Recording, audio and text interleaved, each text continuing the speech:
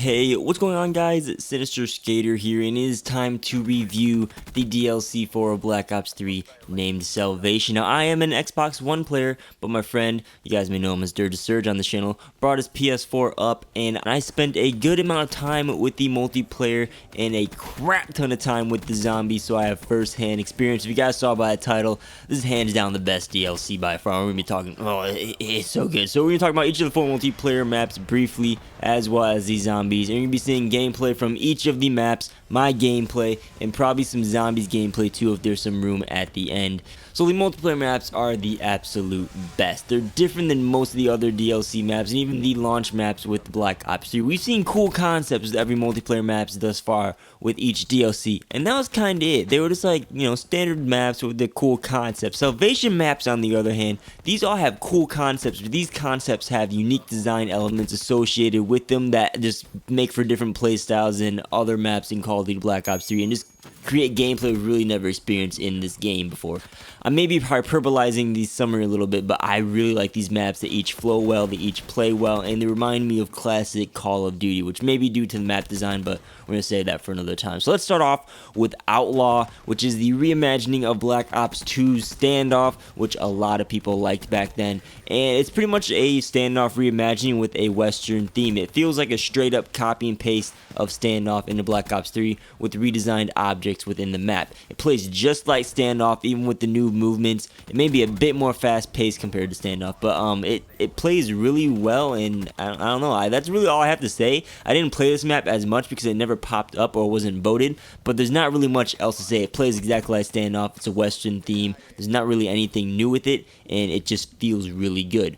Micro is the next map.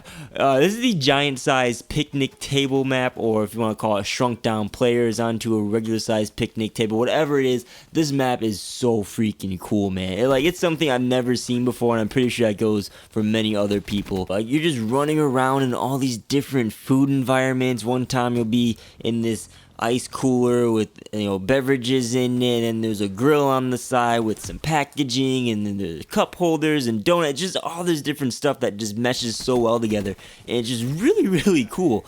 There's like little Easter eggs with the text on the bottles and things as well around the map. Like even the cup holder in the middle where the B flag is, you can go down in the cups for cover. You can shoot the ants climbing up the walls and flies flying around, and they explode with all their guts flying everywhere. It's such a creative map. But creativity aside, the map plays really well. It's like close quarters combat, mid-range combat. There's not many annoying spots for people to hide into. There's different paths you can take, and everything interconnects. The fighting happens all over the place, and again, it feels like a fresh style of map in Black Ops 3, and it's reminiscent of older Call of Duties. I really like this map. It's just A+. The next map we have is Citadel. This is the ancient castle, green hue, kind of like World of Warcraft type of map. The design of this map is really cool. Like, there's giant armor of beast dudes all over the place, dragon eggs, castles, a drawbridge with water that gives different things for play styles.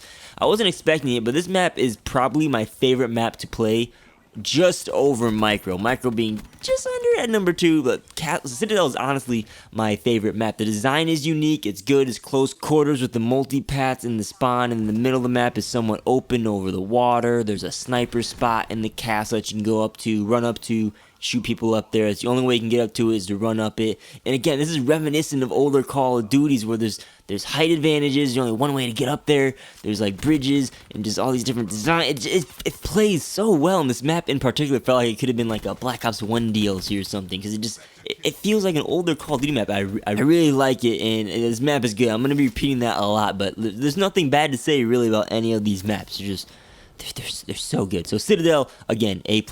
The final multiplayer map we have is Rupture, and this is a remake of World at War's Outskirts. And this is the map that probably is the one that will have people most divided on due to how big it is. But again, I love this map. I've been wanting big maps in Call of Duty. Listen, Call of Duty in general, forever. I've been saying this in multiple videos right before Black Ops 3 and leading into Black Ops 3. We haven't seen large maps like this in Call of Duty Forever, maps like Array and a lot of maps in Black Ops 1, Wasteland from Modern Warfare 2. Like, we haven't seen these probably since Ghost, which had a couple of the larger maps. And I'm happy they threw one of these large maps into Black Ops 3 in this final DLC, because I personally love it.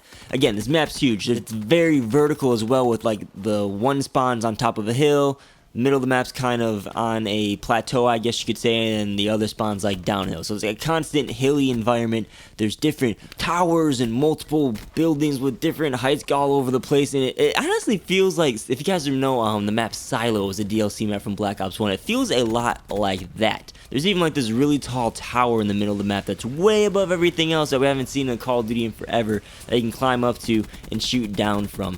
And speaking of big, the map's so big that they had to throw giant mechs in it that you can get in and run around in, that you might have seen gameplay already, or you're seeing it just starting right now.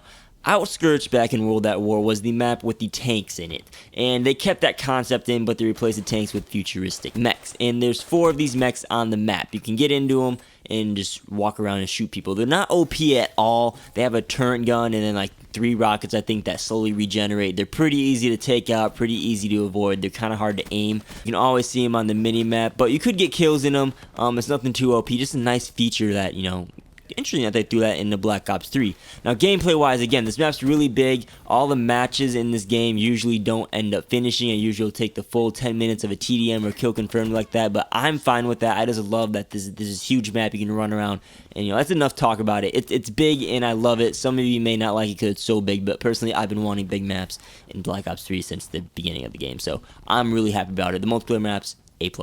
Now, zombies. Revelations. I mean, you can't really say anything bad about this map. This is the conclusion to the 8-year zombie storyline that's going to tie up so many loose ends, and if you're a Zombies fan, you're just going to love it. Like, this is why I wanted to rent Black Ops 3 and buy the DLC on PS4, just so I could experience this conclusion to the storyline firsthand. I was hoping that I could get some of the Easter egg story done, but that really didn't happen. That's the craziest thing. I'm recording this on September 12th, and the Easter egg still hasn't been completed, let alone, like, we maybe have just discovered the first, maybe second step of the Easter egg. It's like the hardest Easter egg ever, and I love that they're making it a challenge. There's just going to be so much story content that's going to be unlocked once we figure out how to get it going. But the map is a mixture of previous Zombies map. They got Nocturne, Toten in it, Varrock, Kino, Shangri-La, Origins, Dreisendrach, and Mob of the Dead. I believe those are all the maps that are in this, that are kind of just meshed together. You can travel between them, jump from certain maps place to place with teleporters. And the cool thing about this too is, like, even the themes from the older maps play when you're in that zone. So like the Varrock theme will play, and if you die, the Varrock song was Lullaby of the Dead Man, or sorry if I got it wrong, but that song plays when you die. It's so cool, and it looks so beautiful. Like, if you're a Zombies fan, you're absolutely gonna love it. Gameplay wise, there's several helmets you can get by doing challenges, which give you different buffs. Popcon Servant returns, as well as the Thunder Gun. Both of them are upgradable. This Keeper Trap thing, and just so much more. Like, I could seriously spend 20 minutes talking about this map and still probably not talk about everything. But not gonna lie, the map's pretty easy to do. We're still trying to figure out the Easter egg, and everyone thinks that the Easter egg is gonna be hard as balls because they're giving us all these helmets with like really good buffs to them that make you like kind of OP. Like, you can take 5 hits, I think. Maybe even 10 hits from a zombie with some of these helmets, so it makes the gameplay pretty easy. But it's the last Zombies map. It's fantastic. I'm not going to say anything else. I want you guys to dive into it yourself. I just can't wait for it to come out on Xbox One to play it. But that's Salvation for you guys. 10 out of 10. Best DLC so far. Multiplayer maps are unique, and they add new elements into multiplayer. Zombies fantastic. I can't wait for it to come out on Xbox One. Now, the little surprise I mentioned is that we're going to be getting another Best to Worst. And I'm going to be ranking each of the DLC packs from best to worst and have my final say in that. And, hopefully it'll be helpful to people trying to decide what they want to get. And everyone loves the best to worst series, so pretty sure people are going to be happy about that. But spoiler, Salvation is going to be the best in that. Like I already said in this map. This map pack's the absolute freaking best. But yeah. That's Salvation. I love it. Let me know what you guys think down below in the comments. Anything. Let me know your favorite map. I might make a poll for that. With that, guys, as always, thanks for watching. I'm Citadel Skater. Be sure to subscribe for future Black Ops 3 content if you aren't already. Like the video if you like so. Dislike if you disliked it, and I will catch you guys on the next video. Peace out.